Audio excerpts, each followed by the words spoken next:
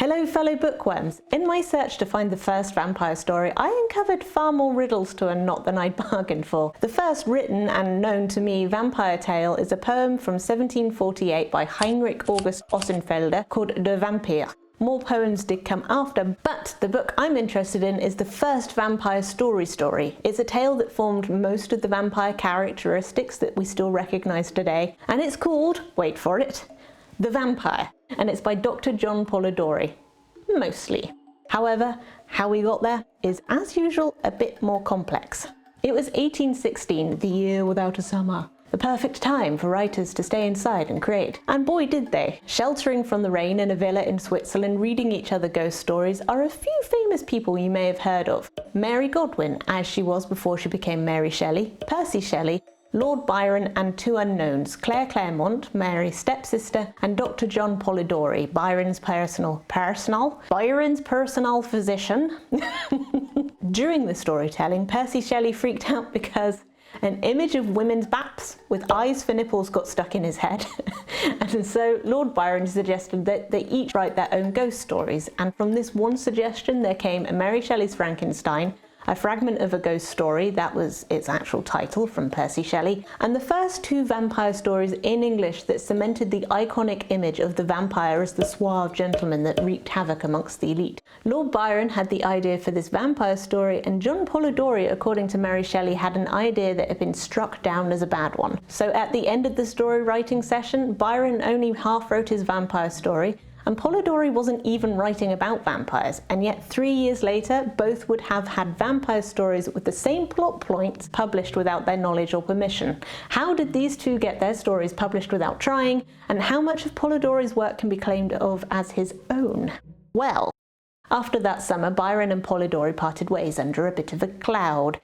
Basically, Polidori was fired as Byron's physician. Later on, Polidori told the Countess of Bruce about the story session, including Byron's idea, and she asked him if anything could be made of Byron's vampire story. Polidori declared that it would be easy and wrote it in a few days, and afterwards left the story with the Countess, who seems to have given it and the precursor to Frankenstein, along with some of the other works, to someone else who then had it published. So in April 1819, The Vampire was first published in Henry Colburn's New Monthly Magazine, with a letter at the beginning of it that includes the tale of the year with no summer, and how this unnamed letter writer came across the manuscript, but doesn't say who in the group wrote the story, and so Henry published it under Byron's name, probably because it was the biggest name, and as a result it sold like hotcakes. And so a few months later the story was published as a book, also under Byron's name. Neither Byron nor Polidori were happy about this. Polidori hadn't wanted it published, and on finding out that it was printed as a book, requested that either the story should be suppressed or that he should obtain compensation. He also said that it was too rough for publication and that he would have polished it up if he had known it would be printed. Byron was presumably annoyed because people were telling him it was his best story yet, and although the main beats of the story were his, the writing and finer details were not. So that's how Polidori's story came to light. As for Byron's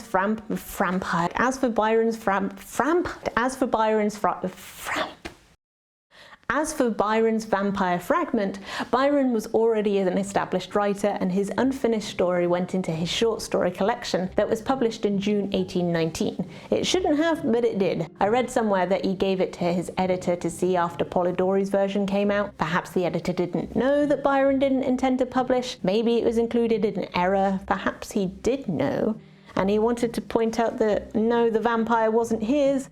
Please see my other work. But either way, I've seen a few folks say that Byron was pretty ticked off because of Polidori's portrayal of the sexually corrupting, fortune-ruining, dead-eyed and cold yet somehow charismatic vampire was based on Byron himself, and also because the story idea was his. And as a result, the Byron Society ostracized Polidori, but I don't think they were on friendly terms by that point anyway, so I don't know how true that is. However, The Vampire was undoubtedly based on Byron. It's been pointed out that the relationship between the naive young boy traveller, whose life is eventually destroyed by the aged and worldly vamp, paralleled in how Polidori wrote about how he felt from his experiences with Byron. An additional huge clue that Polidori based his vampire off Byron was the name. Polidori's vampire goes by the name Lord Ruthven. There was another lord by that name, a fictitious villain called Clarence de Ruthven, from Caroline Lamb's novel Glenarvan. Clarence was absolutely based on Lord Byron. Caroline villainised him in her story because she was vexed after he ended their affair. So it seems like Ruthven became the character which was used to gripe about Byron with.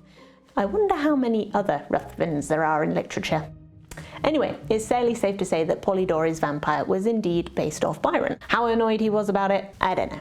And now we get to the meat of the matter. If the vampire story came from Byron's idea, how much claim did Polidori have to the story? How much of it was his? Polidori himself writes, "His lordship said that it was his intention of writing a ghost story depending for interest upon the circumstances of two friends leaving England and one dying in Greece, the other finding him alive upon his return and making love to his sister, and the one of the dying man having obtained an oath that the survivor should not in any way disclose his decease. These are the only parts of the tale belonging to his lordship."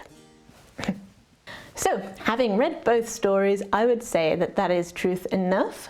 Lord Byron's version only gets as far as the death and the oath, and I presume that Polidori had heard the beat points of the rest of the tale. For my own opinion as to whether you could say that Polidori stole the idea, as critiques have argued about over the years, had he written it with an intent to publish, I would have said the idea was stolen, unless he'd written it with Byron's permission. But the whole thing is so murky with how it came about, I would say no, not stolen. The task had been to see if he could write Byron's story, so the parallels are unavoidable, and he takes the framework of Byron's story and made it his own. And so I guess it's a kind of fan fiction. I, for one, am glad that we have this story finished. This story that launched the ideas of so many other works. Without its publication, The Fragment may not have seen the light of day either, and then would we have had Camilla or Dracula or Buffy?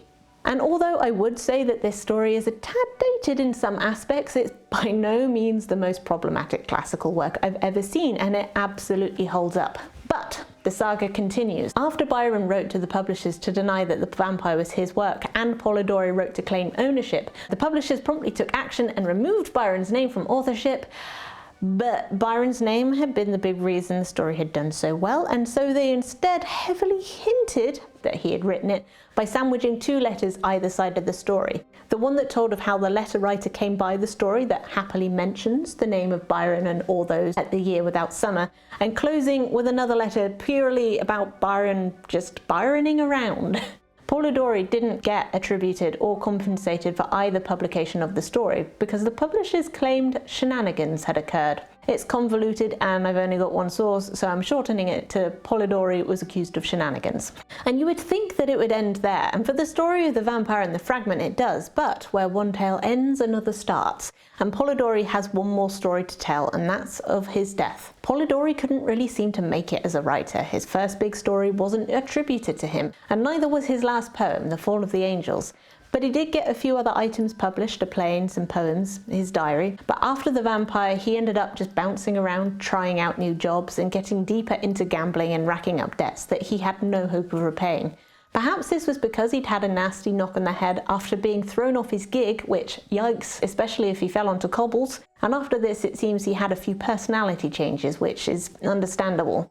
Gigs look quite tall, and if he was going at any speed, he was lucky to walk out of it alive. 2 years after this accident, he died at the age of 25. And although his death was attributed by a jury as died by the visitation of God, otherwise known as natural causes, around 100 years later his nephew altered Polidori's diary to state that it was well known in the family that Polidori had taken prussic acid because he was depressed due to substantial debts. However, at the time of Polidori's death in 1821, there was an inquiry and neither the coroner nor the jury made any mention that Polidori might have ended his own life. Polidori's friends who was present when the doctor was there said that there was a tumbler of water in the room that the doctor drank from, which, not a good idea. But this seemingly proved that there couldn't have been poison in the room. Polidori certainly had a Catholic burial, which he wouldn't have been able to have if he had died by self-administered prussic acid. Self-life takers were buried at crossroads, sometimes with a stake through their bodies as a preventative against them rising from the dead as vampires. It wasn't until 1823 when self-unalivers were allowed to be buried in a churchyard, albeit only at night, in private, and without a Christian service. So whether Polidori took his own life or not, the report is natural causes, and he had his Christian burial. And after his death, his poem Fall of the Angels was finally republished, this time with his name attached. Although he was unlucky in his life with being credited for his works, he is still known, albeit not well known, as one of the fathers of the creation of the vampire as we know it today, even if some people quibble as to how much he deserves this title.